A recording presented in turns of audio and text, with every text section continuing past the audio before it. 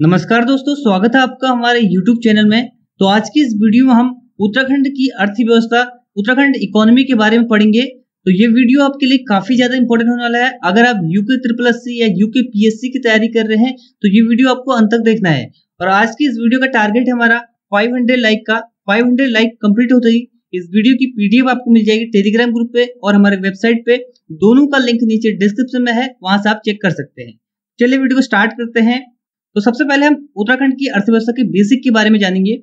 तो देखिए, अगर उत्तराखंड की अर्थव्यवस्था की बात करें तो ब्रिटिश काल से लेकर अभी तक जो उत्तराखंड की अर्थव्यवस्था है वो है मनी ऑर्डर अर्थव्यवस्था। ठीक है, तो ये एग्जाम में आपसे पूछा जा सकता है कि उत्तराखंड की अर्थव्यवस्था किस टाइप की अर्थव्यवस्था है, तो मनी ऑर्डर अर्थव्यवस्था है उत्तराखंड की। ठीक है, अभी मनी ऑर्डर अर्थव्यवस्था है क्या? तो देखिए, उत्तराखंड के जो अधिकांश लोग हैं वो शिक्षा और रोजगार, एजुकेशन और एम्प्लॉयमेंट के लिए जो है अदर स्टेट में जाते हैं, अन्य राज्यों में जाते हैं या अदर कंट्रीज में जाते हैं और वहां से वो पैसा भेजते हैं, हमारे उत्तराखंड की जीडीपी में कंट्रीब्यूट करते हैं। इसीलिए इसको कहा जाता है मनी ऑर्डर अर्थव्यवस्था। पहले से क्या होता था, मनी ऑर्डर सिस्टम था, मनी ऑर्डर से पैसे भेजे जाते थे, तब से इसका नाम मनी ऑर्डर अर्थव्यवस्था है, इसीलिए अब तक ये चला आ रहा है। ठीक है, अब तो सिस्टम क्या है, अब तो बैंकिंग सिस्टम हो गया, आप फोन पे, गूगल पे या बैंक एटीएम के थ्रू पैसा भेज सकते हो। ठीक है, तो लेकिन आपको याद रखना है कि उत्तराखंड की जो अर्थव्यवस्था है वो मनी ऑर्डर अर्थव्यवस्था है। ठीक है, तो देखिए उत्तराखंड का गठन कब होता है? 9 नवंबर 2000 को उत्तराखंड का गठन होता है। ठीक है, 9 नवंबर 2000 को उत्तराखंड का गठन होता है और 1 अप्रैल 2001 को उत्तराखंड को एक विशेष राज्य का दर्जा दिया जाता है। आपको याद रखना है, 1 अप्रैल 2001 को उत्तराखंड को दिया जाता है एक विशेष राज्य का दर्जा।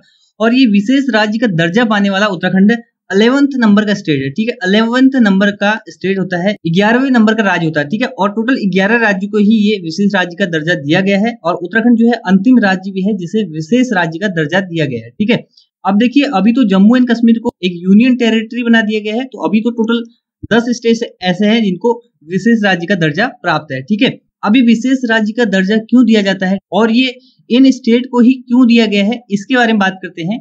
तो देखिए, जो 11 स्टेट है तो इन सभी राज्यों को दुर्गम भौगोलिक स्थिति और आर्थिक और सामाजिक विषमता के कारण ये जो है विशेष राज्य का दर्जा दिया गया था। ठीक है, अब देखिए विशेष राज्य का दर्जा के तहत क्या होता है। तो देखिए, जो अदर स्टेट है उनको जब केंद्र सरकार सहायता करती है तो जो 70% तो उनको दिया जाता है अनुदान के रूप में और 30% उनको दिया जाता है लोन या ऋण के रूप में दिया जाता है। लेकिन जो ये 11 स्टेट है जो विशेष राज्य का दर्जा जिनको प्राप्त है, इनको देखिए 90% जो दिया जाता है वो अनुदान के रूप में दिया जाता है और 10% जो है ऋण के रूप में दिया जाता है। ठीक है, इसके साथ ही काफी ज्यादा टैक्स में छूट भी दी जाती है विशेष राज्य के दर्जा वाले जो स्टेट हैं। ठीक है, तो देखिए सबसे पहले विशेष राज्य का दर्जा किसे दिया गया था, तो 1969 में दिया गया था 3 राज्य को, असम, नागालैंड, जम्मू कश्मीर को। ठीक है, उसके बाद देखिए 1971 में हिमाचल प्रदेश को, 1972 में मणिपुर, मेघालय, त्रिपुरा को, 1975 में सिक्किम, मिजोरम, अरुणाचल प्रदेश को और 2001 में उत्तराखंड को। और अगर आपसे पूछ लिया जाए उत्तराखंड राज्य का जो गठन हुआ था वो किस पंचवर्षीय योजना के तहत हुआ था, तो 9th पंचवर्षीय योजना चल रही थी उस टाइम पे जब उत्तराखंड राज्य का गठन हुआ था। ये भी आपसे पूछा जा सकता है, तो इतना आपको याद रखना है उत्तराखंड से बेसिक में। ठीक है, अब बात कर लेते हैं उत्तराखंड की कार्यशील अकार्यशील जनसंख्या के बारे में। ठीक है, तो देखिए उत्तराखंड की जो टोटल जनसंख्या है उसका 38.39% जो है कार्यशील जनसंख्या है, बाकी जो 61.61% है वो आश्रित है, अकार्यशील जनसंख्या है। ठीक है, अब कार्यशील अकार्यशील से क्या मतलब है, मतलब कि इतने लोग जो हैं ये कार्यशील हैं, ये कार्य करते हैं, ये कहीं ना कहीं हमारे रोजगार के थ्रू, किसी न किसी के थ्रू हमारे जीडीपी में कंट्रीब्यूट करते हैं। और देखिए कार्यशील जनसंख्या में जो मैक्सिमम लोग हैं वो कृषक हैं। ठीक है, 27% जो है कृषक हैं, बाकी 6.38% कृषि श्रमिक है और 1.98% जो है घरेलू उद्योगों में काम करते हैं। ठीक है, और बाकी जो शेष है वो 38.75% जो है अन्य क्षेत्रों में कार्यरत है। तो ये आपको इतना बेसिक उत्तराखंड के बारे में पता होना चाहिए। अब आगे बात करते हैं। तो देखिए, किसी भी देश या राज्य की अर्थव्यवस्था को हम, उसके स्ट्रक्चर को हम 3 सेक्टर में डिवाइड करते हैं, 3 क्षेत्रों में उसको हम विभाजित करते हैं। तो पहला सेक्टर होता है प्राथमिक क्षेत्र जिसको हम कहते हैं प्राइमरी सेक्टर, और दूसरा होता है द्वितीय क्षेत्र जिसको हम कहते हैं सेकेंडरी सेक्टर, और तीसरा होता है टर्सरी सेक्टर, तृतीय क्षेत्र। ठीक है, अब देखिए उत्तराखंड का प्राथमिक सेक्टर की बात करें तो प्राथमिक सेक्टर का कंट्रीब्यूशन उत्तराखंड की अर्थव्यवस्था में है 10.2%। ठीक है, प्राथमिक सेक्टर जो होता है उसको मेनली कहा जाता है नेचुरल सेक्टर। ठीक है, इसमें देखिए नेचुरल मतलब इसमें आता है कृषि हो गया, आपका मछली पालन हो गया, आपका पशुपालन हो गया, आपका खनन हो गया। ठीक है, ये जो आते हैं प्राथमिक सेक्टर में आते हैं, इन सभी से जो कंट्रीब्यूशन अर्थव्यवस्था में होता है उसको हम कहते हैं प्राथमिक क्षेत्र। अब देखिए द्वितीय यानी कि सेकेंडरी सेक्टर में क्या आता है, तो इसमें आता है निर्माण और विनिर्माण। ठीक है, क्या आता है, निर्माण और विनिर्माण। इसमें क्या होता है, इसमें आता है मैन्युफैक्चरिंग, ठीक है, इंडस्ट्रीज आती है इसमें। ठीक है, तो ये आता है द्वितीय क्षेत्र में। इसमें उत्तराखंड की जीडीपी में कितना कंट्रीब्यूट करता है, ये कहता है 48.64%। ठीक है, और तृतीय सेक्टर को कहते हैं हम सर्विस सेक्टर। ठीक है, इसमें हम क्या करते हैं, सर्विस प्रोवाइड करते हैं, जैसे कि आपका आ गया हॉस्पिटल, होटल, और यहाँ पर आप कह सकते हैं, और यहाँ पर टूरिज्म आ गया और ट्रांसपोर्ट आ गया, ये सब आते हैं टर्सरी सेक्टर में। और ये तीनों सेक्टर जो है एक दूसरे से इंटरलिंक भी करते हैं। ठीक है, अब यहाँ पर हम बात कर रहे हैं रॉ मटेरियल की, हमने नेचुरल सेक्टर की बात की, तो यहाँ से हम पहले क्या करेंगे, रॉ मटेरियल यहाँ से आएगा हमारा प्राथमिक सेक्टर से, फिर वो कहाँ जाएगा, वो जाएगा द्वितीय सेक्टर में जाएगा, मैन्युफैक्चरिंग में जाएगा, फिर क्या हुआ, वो मैन्युफैक्चर्ड प्रोडक्ट जो होगा वो जाएगा सर्विस सेक्टर में, यहाँ से हम उसकी सर्विस प्रोवाइड कराएंगे, जैसे हम ट्रांसपोर्ट करते हैं इसको, तो ये सारे सर्विस सेक्टर में आते हैं, ये तीनों इसलिए एक दूसरे से इंटरलिंक करते हैं। अब आपको जानना है कि किस क्षेत्र का कितना कॉन्ट्रीब्यूशन है, ये आपको इंपॉर्टेंट है। तो देखिए सबसे पहले हम बात करते हैं प्राथमिक सेक्टर की, देखिए कितना कंट्रीब्यूट करता है, तो 10.2% कंट्रीब्यूट करता है उत्तराखंड की अर्थव्यवस्था में। ये जो है सबसे कम कंट्रीब्यूट करता है उत्तराखंड की अर्थव्यवस्था में। उसके बाद द्वितीय जो सेकेंडरी सेक्टर है वो करता है 48.64% कंट्रीब्यूट करता है उत्तराखंड की अर्थव्यवस्था में। तीसरा जो सर्विस सेक्टर है वो करता है 41.61%, ये जो है दूसरे नंबर पे सबसे ज्यादा कंट्रीब्यूट करता है। अब देखिए हम बात करते हैं पहले प्राथमिक देखिए सेक्टर की, तो ये इसमें आता है कृषि मेनली आता है। ठीक है, तो देखिए उत्तराखंड में कृषि उतनी होती नहीं है, पहाड़ी एरियाज बहुत ज्यादा है। ठीक है, अगर इसका कंपैरिजन हम इंडिया से करें तो इंडिया का 70% इंडिया का जो है प्राथमिक सेक्टर से कंट्रीब्यूशन होता है।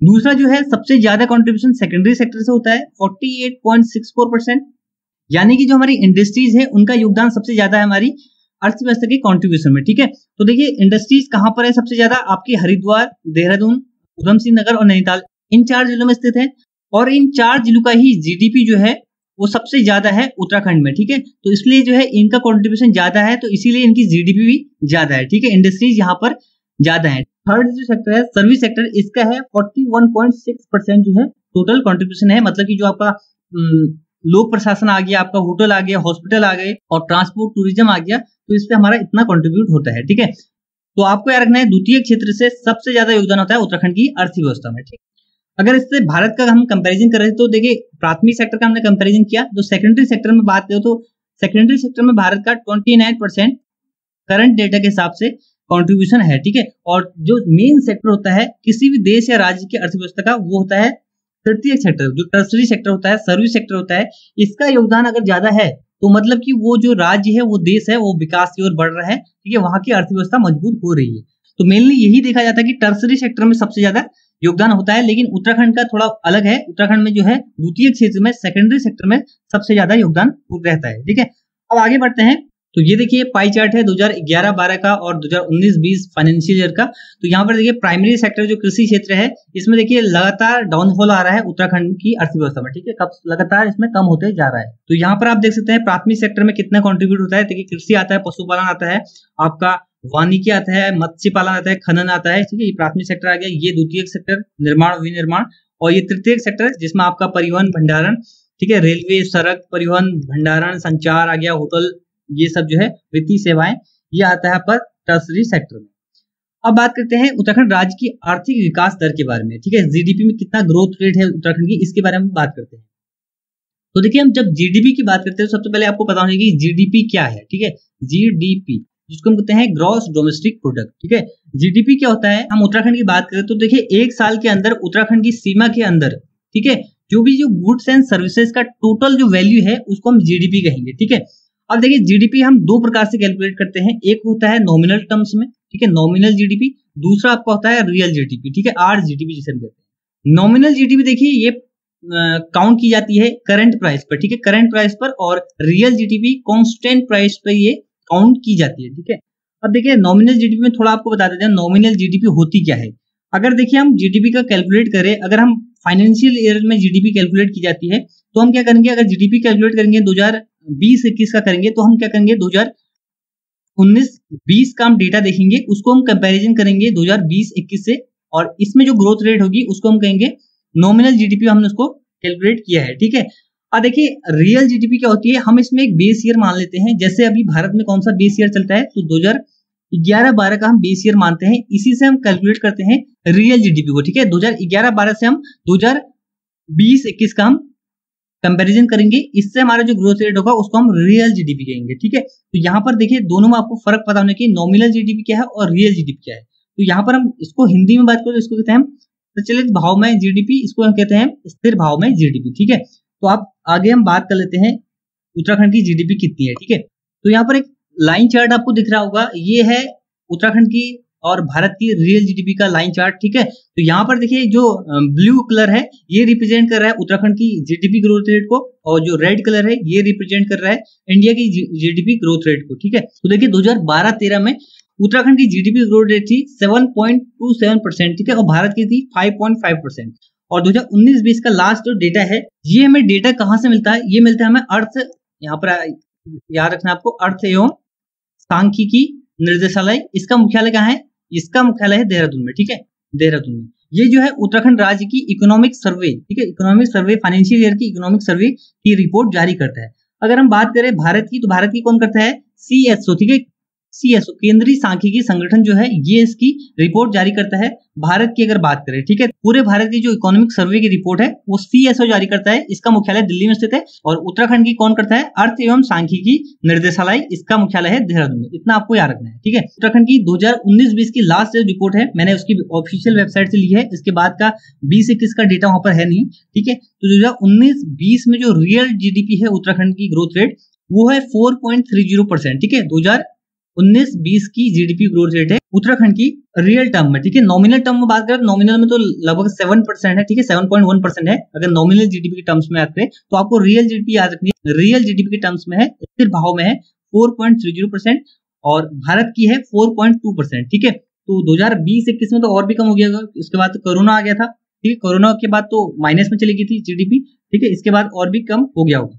कितना आपको याद रखना है, ये जो है 1,99,718 करोड़ जो है उत्तराखंड की टोटल जीडीपी है, ठीक है, किसमें, रियल जीडीपी की हम बात कर रहे हैं 19-20 के फाइनेंशियल ईयर 19-20 के डेटा के अकॉर्डिंग, ठीक है।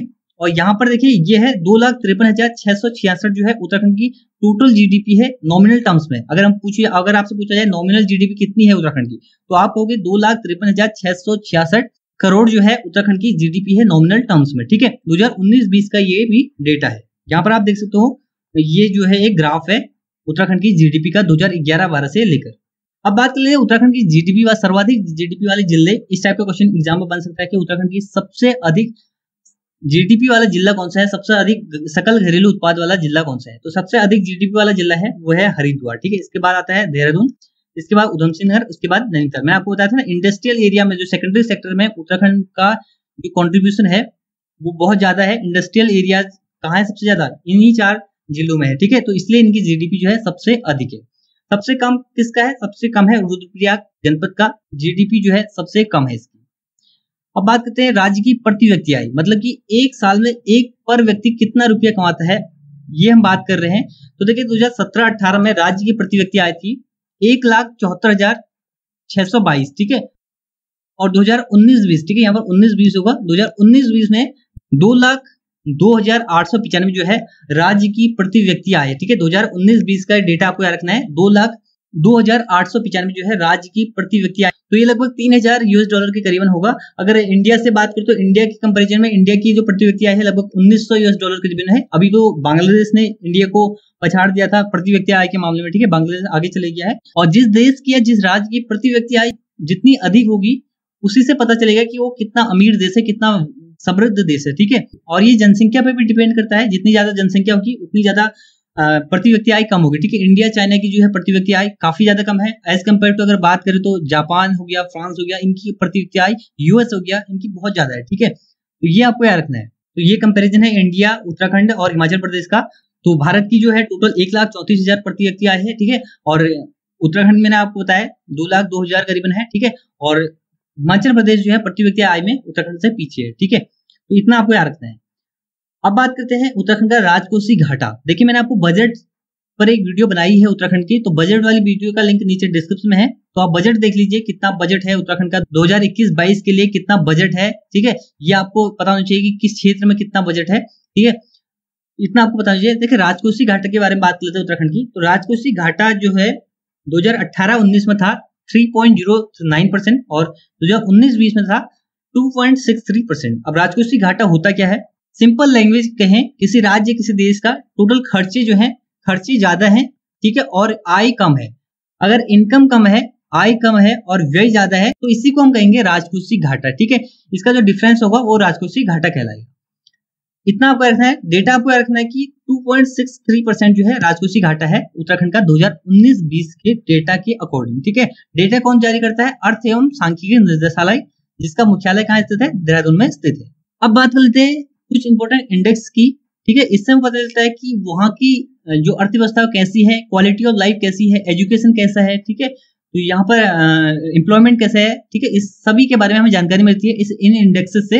इससे भी क्वेश्चन पूछे जाते हैं एग्जाम में। तो सबसे पहले हम बात करेंगे मानव विकास सूचकांक यानी कि ह्यूमन डेवलपमेंट इंडेक्स के बारे में। तो 2018 में लास्ट टाइम रिपोर्ट आई थी, इसमें देखिए उत्तराखंड जो है 14th प्लेस पर था, ठीक है। कौन से नंबर पर था? 14th प्लेस पर था HDI ह्यूमन डेवलपमेंट इंडेक्स में, ठीक है। इतना आपको रखना है। और दूसरा है SDG इंडेक्स, ठीक है, ये तो हाल ही में ही जारी हुआ है SDG इंडेक्स, ठीक है। इसमें उत्तराखंड कौन से स्थान पे है?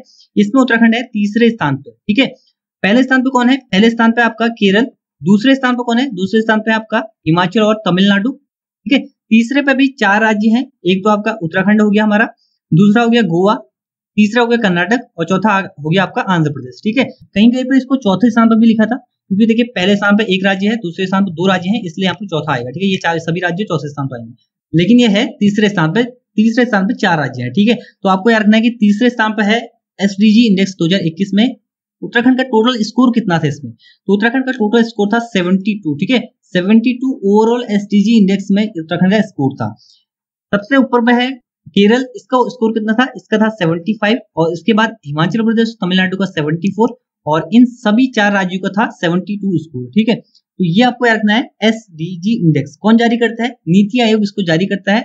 इसके बाद बात करते हैं इंडिया इनोवेशन इंडेक्स 2021 की। तो 2021 में इनोवेशन इंडेक्स जारी किया था नीति आयोग ने और इस इनोवेशन इंडेक्स में उत्तराखंड जो था पर्वतीय राज्यों में दूसरे स्थान पर था, ठीक है, दूसरे स्थान। पहले पे कौन था? पहले पे था हिमाचल प्रदेश। अब पर्वतीय राज्यों में मैंने इसलिए कह रहा हूँ क्योंकि इसको 3 कैटेगरीज में डिवाइड किया गया था। एक तो वो जो काफी ज्यादा पॉपुलेशन वाले राज्य हैं, जिनकी जनसंख्या ज्यादा है, ठीक है। दूसरे राज्य जो हिमालयी राज्य है, जिनकी जनसंख्या कम है, और तीसरे थे केंद्र शासित प्रदेश, ठीक है।